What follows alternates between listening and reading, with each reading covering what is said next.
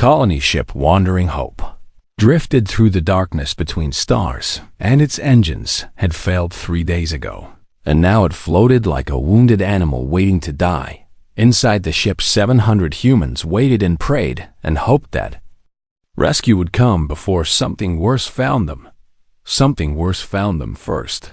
The Velthari warship emerged from the void like a nightmare given form, and it was massive and covered in sharp angles and dark metal that seemed to drink in the light of distant stars. Commander Kessath stood on the bridge of his vessel and watched the human ship on his screens, and his 4 eyes narrowed with interest, and his scaled face twisted into what his species called a smile.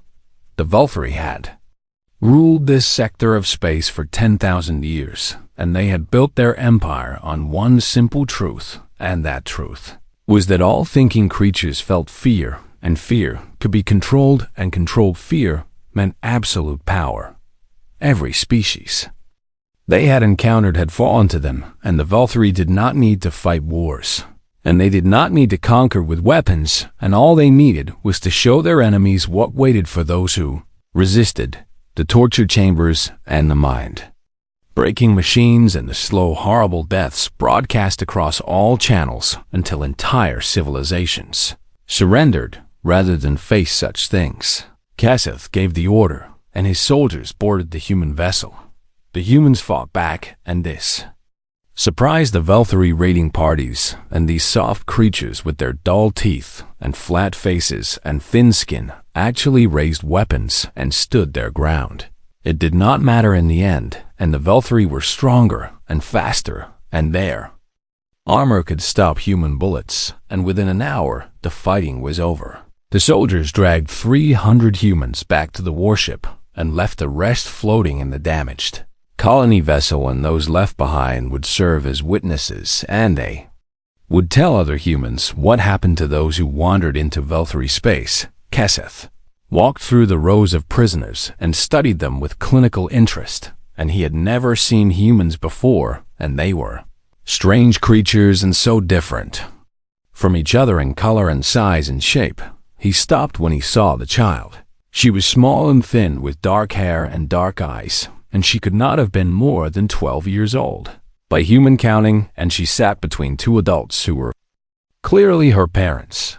The mother held the child tight, and the father put himself between the girl and Kessath, and both adults showed the fear response that Kessath knew so well, and their hearts raced, and their skin grew pale, and their eyes went wide. But the child looked up at Kessath, and her face showed nothing, and her eyes were steady, and she did not tremble, and she did not cry. Kessath felt something strange in that moment, and it took him a long time to recognize it, and when he did recognize it, he almost laughed. The child made him uncomfortable. He pointed at her and spoke to his soldiers. "Bring me that one." The parents screamed and fought, and it took 4 Velthari soldiers to pull them away, and they called out the child's name over and over. "Mira," they screamed, and "Mira and Mira." The child named Mira did not scream back, and she did not cry, and she did not beg, and she simply watched as the soldiers dragged her away from everything she knew. Kessath brought her to the isolation chamber, and this room had broken 10,000 minds from 100 different species, and its walls could produce any sound and any image and any sensation, designed to shatter the sanity of whoever sat inside. He pushed the child into the room, and she stumbled but did not fall, and she turned to face him, and still her eyes showed nothing. "You will tell me everything about your species," Kessath said, "and you will tell me your weaknesses and your fears, and you will tell me how to break your kind."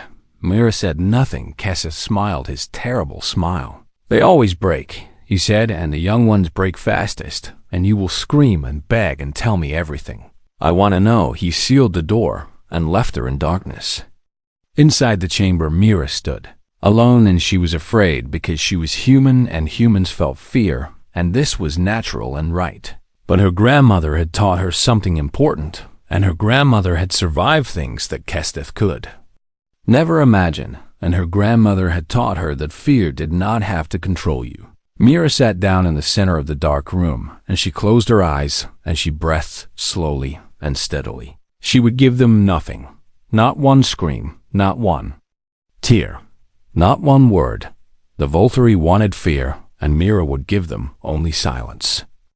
The first day, Kessath activated the chamber and filled it with light so bright it should have blinded, and sounds so loud they should have deafened, and images of monsters and death and horror projected on every wall. Mira sat in the center of the room, and she did not move, and she did not scream, and she covered her eyes with her hands when the light hurt them, and she covered her ears when the sound was too much, but she did not give them what they wanted.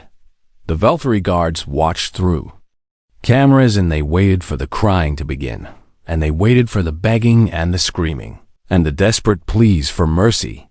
The crying never came. On the second day, Kessath entered the chamber himself, and he towered over the small human child, and his scales were dark as dry blood, and his 4 eyes burned with yellow fire, and his claws could cut through metal.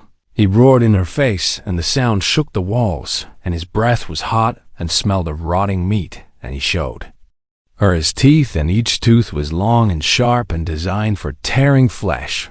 Mira looked at him, and her face was pale and tired, but her eyes were steady, and she did not look away, and she did not flinch, and she did not make a sound. Grabbed her by the arm and lifted her off the ground, and he brought her close to his face, and he spoke in a whisper that was somehow worse than shouting. "I have broken warriors," he said, "and I have broken kings, and I have broken creatures that thought themselves gods, and you are nothing but a child, and you will break." Mira said nothing.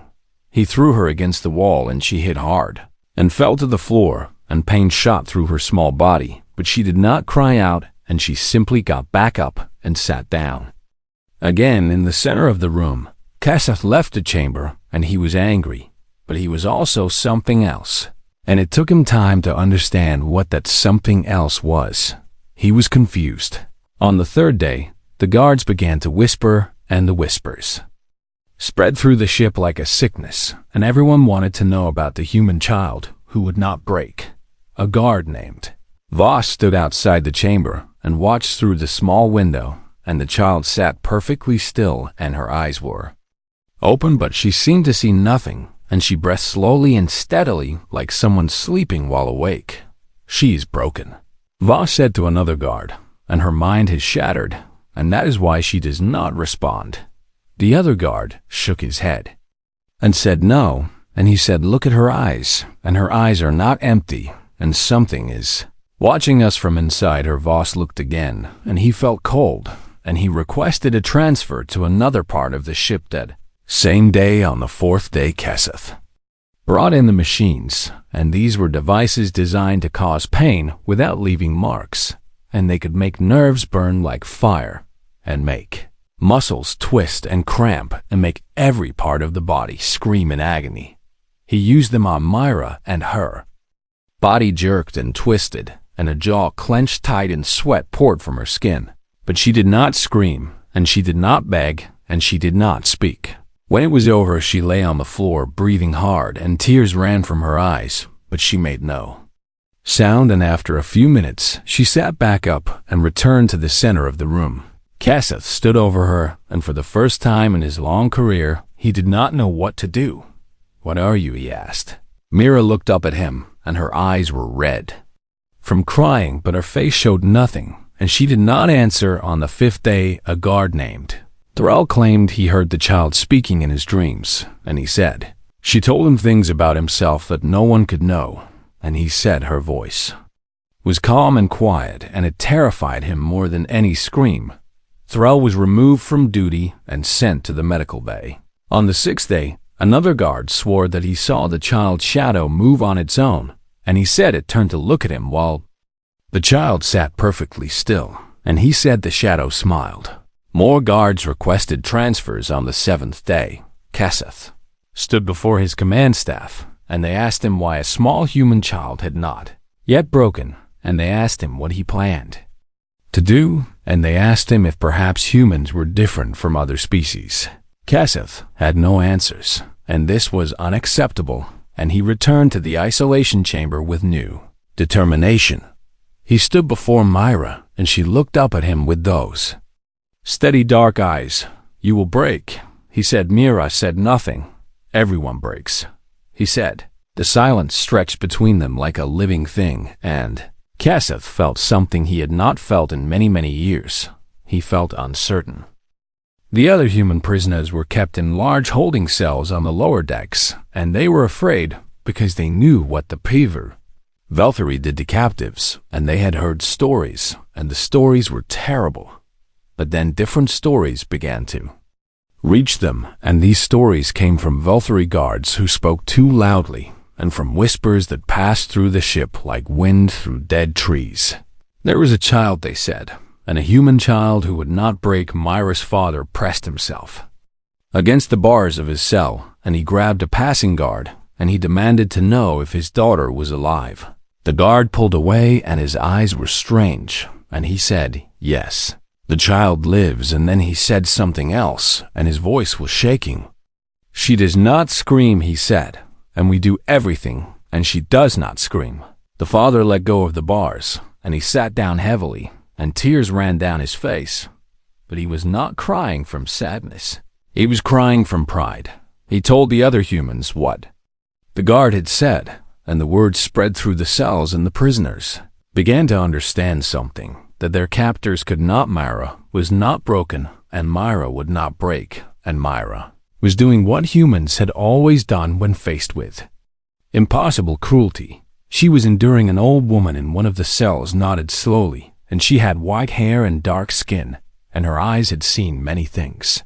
"My mother taught me about this," she said, "and her mother taught her, and her mother taught her, and it goes back and back through time."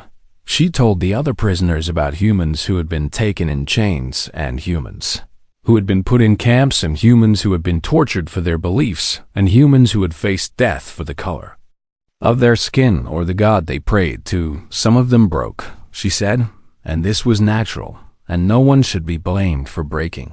But some of them did not break," she continued, "and they gave their captors nothing, and their silence was their weapon, and their endurance was their victory." The prisoners looked at each other, and they understood, and they began to sit straighter, and they began to meet the eyes of their guards, and they began to give the Velthari nothing.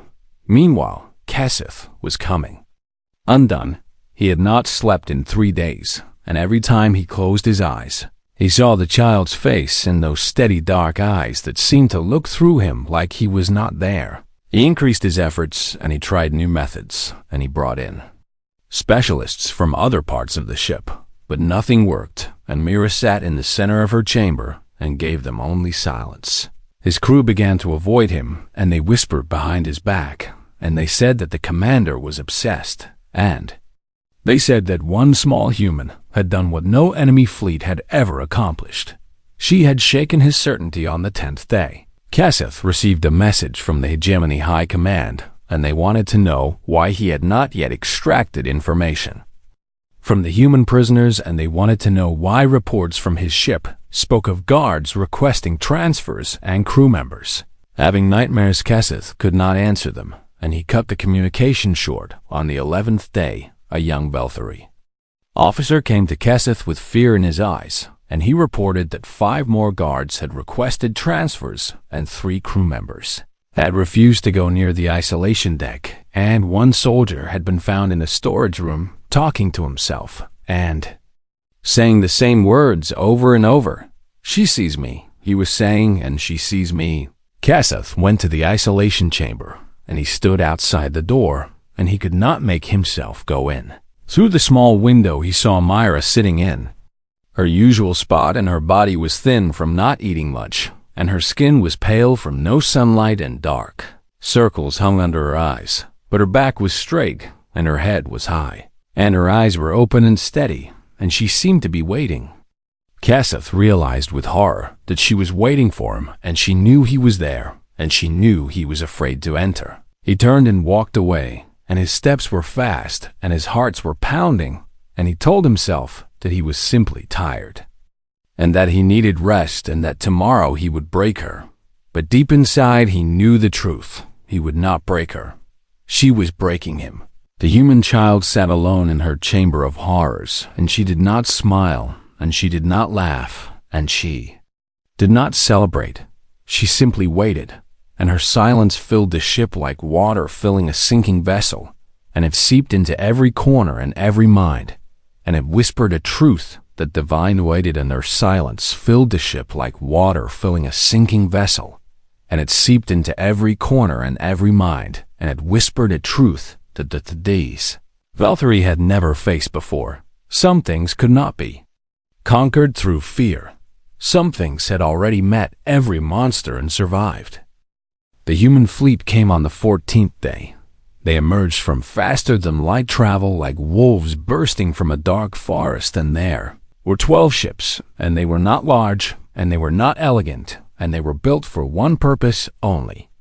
War Admiral Chen stood on the bridge of the flagship, and she was a woman of 60 years with gray hair and hard eyes, and she had spent her entire life preparing for a fight that everyone said would never come. Now the fight was here, and her granddaughter was on that Velthari ship, and Admiral Chen intended to get her back. The Velthari warship was larger than any 3 human vessels combined, and its weapons could turn asteroids to dust, and its shields could stop almost anything, but the humans did not care about size, and they did not care about odds, and they cared only about their people trapped inside that ship. "Attack," Admiral Chen ordered, and her voice was calm and cold. The human ships spread out and began their assault, and they were fast and clever, and they struck from angles the Velthari did not expect, and they worked together like a single organism with 12 bodies. Kessath stood on his bridge and watched in disbelief as his ship shuddered under the attack, and he gave orders, but his crew was slow to respond, and fear had spread through them like a disease, and they had already begun to lose before the battle started. Then Kessath had an idea, and it was the same idea that had served the Velthari for 10,000 years. He would use fear. He sent soldiers to the isolation chamber, and they dragged Mira from her cell and brought her to the bridge, and Kessath grabbed her thin arm and pulled her in front of the main view screen, open a channel to the human fleet. He commanded the channel opened, and Admiral Chen appeared on the screen, and Kessath saw her eyes go wide when she saw the child, and he saw pain flash across her face. "Humans," Kessath said, and his voice was loud and confident, and this was familiar ground, and he knew how this worked. "I have your young one," he continued, "and I will kill her slowly, and I will broadcast her screams across every human frequency unless you retreat now." The bridge was silent, and Kessath waited for the fear response. And he waited for the humans to hesitate, and to beg, and to surrender their attack to save the child. Admiral Chen looked at Mira on the screen, and Mira looked back, and something passed between them, and it was not fear, and it was not despair, and it was something the Velthari could not understand. Then Admiral Chen spoke, and her voice was steady. "She is not broken yet, and what makes you think we will?" Kessath felt the words hit him like a physical blow, and this was not how it was supposed to work, and this was not what species did when their young were threatened. He pressed his claws against Mira's throat, and he drew a thin line of blood, and he shouted into the screen, "I will kill her.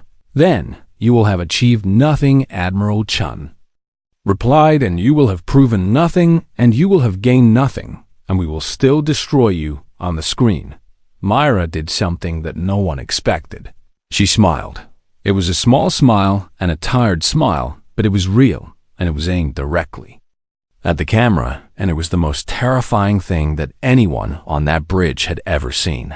The Velthari crew looked at that smile, and they looked at their commander holding a child hostage, and they looked at the human ship still attacking, and something inside them broke.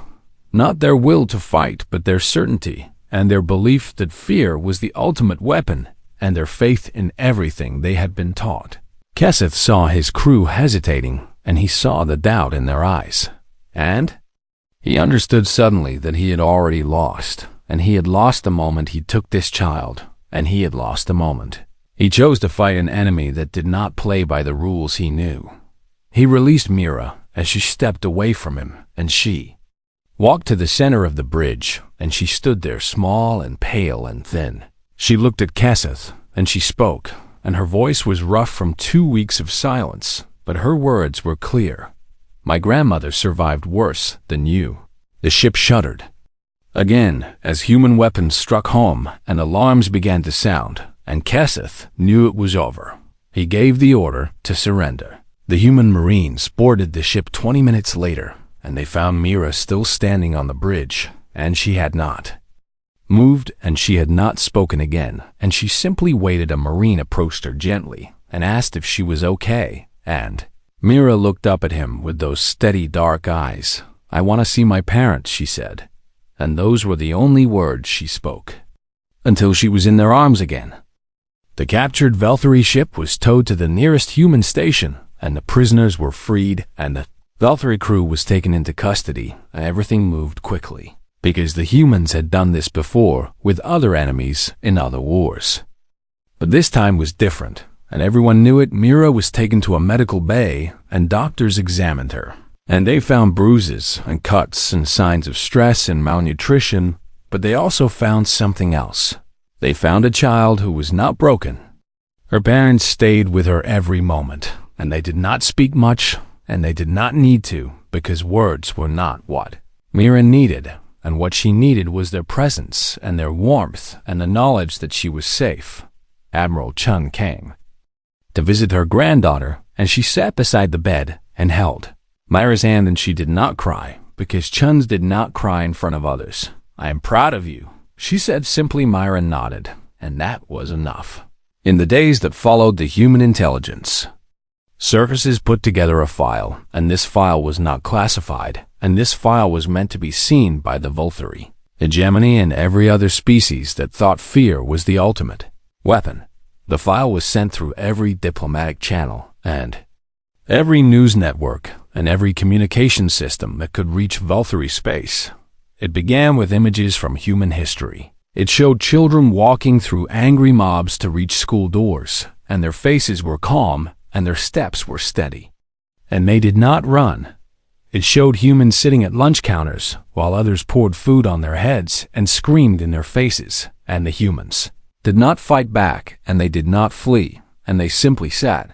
It showed prisoners in camps with numbers on their arms and hollow cheeks and empty eyes, who somehow survived and somehow emerged and somehow lived to tell their stories. It showed humans kneeling in prayer while soldiers pointed weapons at them, and the humans did not beg, and they did not run. It showed humans throughout history facing every kind of monster that their own species could create, and somehow enduring and somehow passing that endurance to their children. The file ended with a simple message you sought to understand why humans do not break. This is why we have practiced, Lord. Kessath read the file in his cell, and he read it again.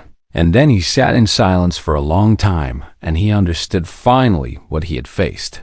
He had not faced a child, and he had not faced a species, and he had faced 10,000 years of human suffering and human endurance and human refusal to surrender. He had faced ancestors who had taught their children and grandchildren how to survive the unsurvivable and how to endure the unendurable, and how to turn silence into a weapon and pain into defiance. He had faced all of human history, and he had lost.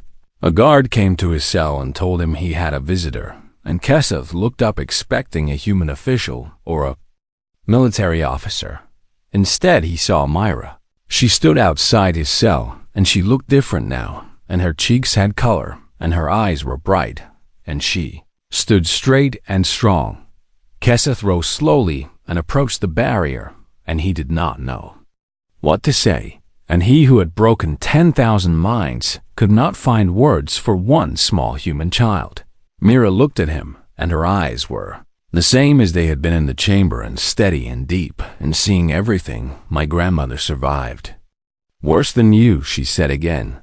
Then she turned and walked away, and she did not look back, and she did not need to. Kessath watched her go, and he understood now what the hegemony had awakened, and he understood what would happen if they continued. to threaten humans, and he understood that fear could not defeat a people who had already faced every fear and survived. The Velthari had wanted terror, and they had wanted screams, and they had wanted the proof that all beings could be broken. Instead, they had received silence, and that silence echoed across the stars, and it spoke louder than any scream, and it said something that every species in the galaxy needed to hear. You cannot break what is already learned to bend. You cannot terrify what has already met every terror. You cannot conquer what has already conquered itself. The Velthari wanted fear. The cub gave them wisdom, and that wisdom would cost them their empire.